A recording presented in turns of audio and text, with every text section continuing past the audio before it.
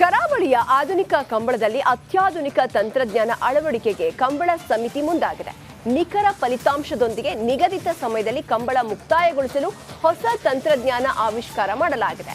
ಮುಂದಿನ ಕಂಬಳದಲ್ಲಿ ಹೊಸ ಟೆಕ್ನಾಲಜಿ ಅಳವಡಿಕೆ ಆಗಲಿದೆಯಂತೆ. ಈ ಕುರಿತ ರಿಪೋರ್ಟ್ ಇಲ್ಲಿದೆ.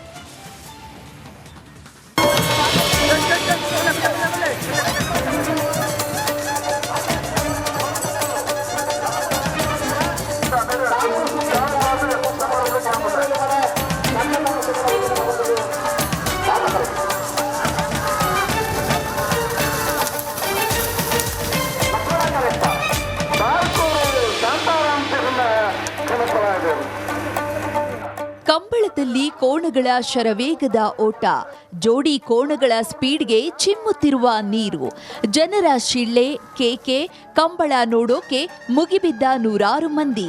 ಕರಾವಳಿ ಕ್ರೀಡೆಗೆ ಆಧುನಿಕ ಟಚ್ ನೀಡಲು ದಕ್ಷಿಣ ಕನ್ನಡ ಜಿಲ್ಲಾ ಕಂಬಳ ಸಮಿತಿ ನಿರ್ಧರಿಸಿದೆ.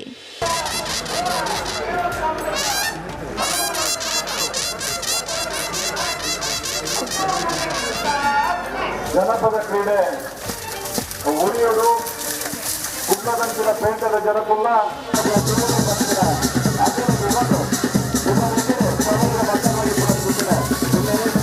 ಕರಾವಳಿಯ ಜನಪದ ಕ್ರೀಡೆ ಕಂಬಳ ದಿನಗಳೆದಂತೆ ಜನಪ್ರಿಯತೆಯನ್ನ ಗಳಿಸುತ್ತಿದೆ. ಭಾಗವಹಿಸುವ ಕೋಣಗಳ ಸಂಖ್ಯೆ ಕೂಡ ಡಬಲ್ ಆಗಿದೆ. ಆದರೆ ನಿಗದಿತ ಸಮಯದಲ್ಲಿ ಕಂಬಳ ಕ್ರೀಡೆ ಮುಕ್ತಾಯಗೊಳಿಸಲು ಕಷ್ಟವಾಗ್ತಿದೆ. ನೂತನ ತಂತ್ರಜ್ಞಾನವನ್ನು ಅಳವಡಿಸಲು ಕಂಬಳ ಸಮಿತಿ ಮುಂದಾಗಿದೆ. ತಂತ್ರಜ್ಞಾನವುಳ್ಳ ಸ್ವಯಂ ಚಾಲಿತ ಸಮಯ ಗೇಟ್ ವ್ಯವಸ್ಥೆ ಹಾಗೂ ಫೋಟೋ ಫಿನಿಶಿಂಗ್ ರಿಸಲ್ಟ್ ಅಳವಡಿಸಲು ದಕ್ಷಿಣ ಕನ್ನಡ ಜಿಲ್ಲಾ ಕಂಬಳ ಸಮಿತಿ ನಿರ್ಧರಿಸಿದೆ.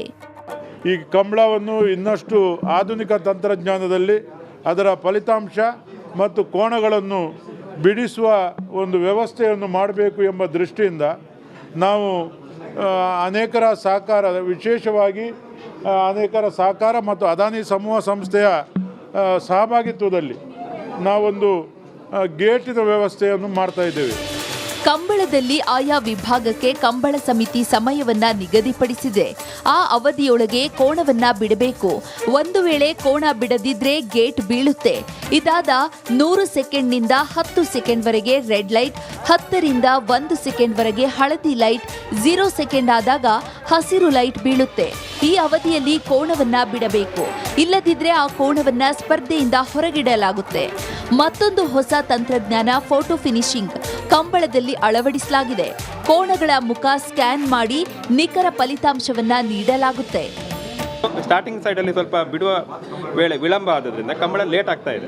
ಆ ಕಂಬಳ ಲೇಟ್ ಆಗುವುದನ್ನು ಸ್ವಲ್ಪ ಬೇಗ ಮಾಡುವ ನಿಟ್ಟಿನಲ್ಲಿ ಕಂಬಳ ಸಮಿತಿಯವರೊಂದು ರಿಕ್ವೈರ್ಮೆಂಟ್ ಹೇಳಿದ್ರು. ಬಿಡುವಲ್ಲಿ ಕೂಡ ಏನಾದರೂ ಒಂದು ಗೇಟ್ ಸಿಸ್ಟಮ್, ಈಗ ಹೇಗೆ ಹಾರ್ಸ್ ರೇಸಿಂಗಲ್ಲಿ ಗೇಟ್ ಸಿಸ್ಟಮಲ್ಲಿ ಬಿಡ್ತಾರೆ, ಅಷ್ಟು ಟೈಮ್ ಆಗುವಾಗ ಬಿಡಲೇಬೇಕು. ಬಟ್ ಕಂಬಳದಲ್ಲಿ ಕೋಣಗಳು ಅಷ್ಟು ಈಸಿಯಾಗಿ ಬಿಡಲಿಕ್ಕೆ ಆಗೋದಿಲ್ಲ. ಅವುಗಳಿಗೆ ಕೂಡ ಒಂದು ಸೆನ್ಸಿಟಿವಿಟಿ, ಆ ಟೈಮಿಂಗ್ ಅದೆಲ್ಲ ಇರ್ತದೆ.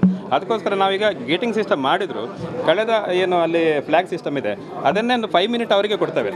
ನಾಳೆ ನಡೆಯುವ ಐಗಳ ಕಂಬಳದಲ್ಲಿ ಹೊಸ ತಂತ್ರಜ್ಞಾನ ಅಳವಡಿಕೆ ಮಾಡಲು ಕಂಬಳ ಸಮಿತಿ ಮುಂದಾಗಿದೆ.